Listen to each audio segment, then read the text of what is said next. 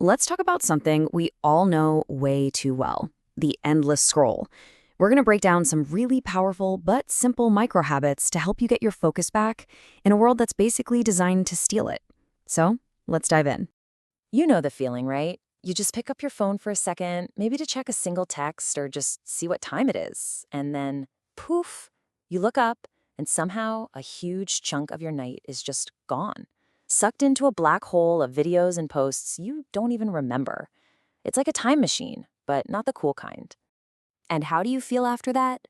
You're never energized or refreshed, are you? No, it's more like this.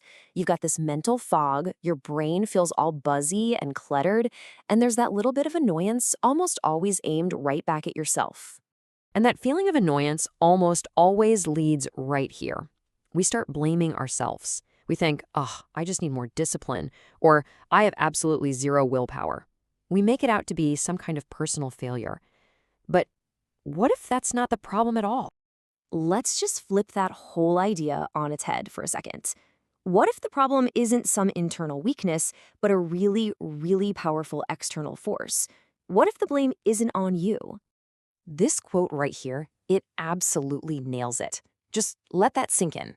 Your phone, all your apps, the nonstop notifications, they're all part of an environment that has been meticulously engineered to grab and hold your focus. So this isn't a fair fight. It's not about your willpower. You're going up against a system that is designed to win. So the real thief stealing your attention isn't you, it's your digital world. And that means the solution isn't to just try harder. No, the much smarter play is to redesign that environment so it actually starts working for you instead of against you. And here's the best part, the really empowering part. You are in complete control of this environment. By making a few small, really intentional changes, you can make a huge difference in your ability to focus. You can 100% fight back. Let's look at how. Okay, we're going to break down 3 incredibly simple but super effective habits you can literally start today. And don't think of them as these strict, hard rules. Think of them as tools, okay? Tools for building a more focused life. First up, the digital sunset. The rule is so simple. At a set time every night, let's say 9:30, all the screens just go off. And this isn't just about avoiding blue light or whatever. It's about creating this really important buffer zone between the chaos of your day and the deep rest your brain desperately needs to recharge. It's basically giving your mind permission to finally quiet down. Number 2 is the 10-minute delay. The challenge here is simple. When you wake up, just don't touch your phone for the first 10 minutes. So why is this so powerful? Well, because when you immediately check your phone, you flood your brain with this rush of dopamine, and that trains it to crave those little hits of distraction all day long. By just waiting 10 minutes, you start your morning on your own terms, with your own thoughts, not with whatever the internet wants to throw at you.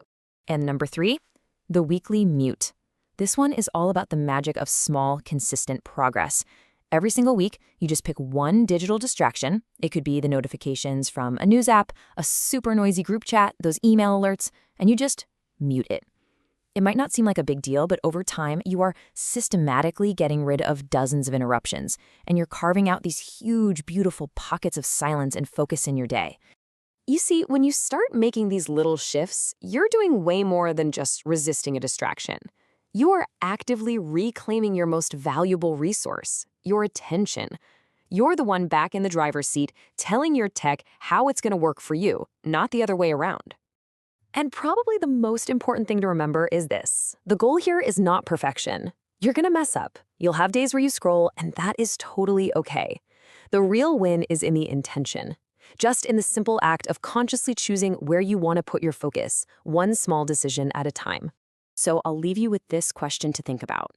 What is the one notification, the one app, the one little digital nudge that you can silence this week to take that first step? The power to completely redesign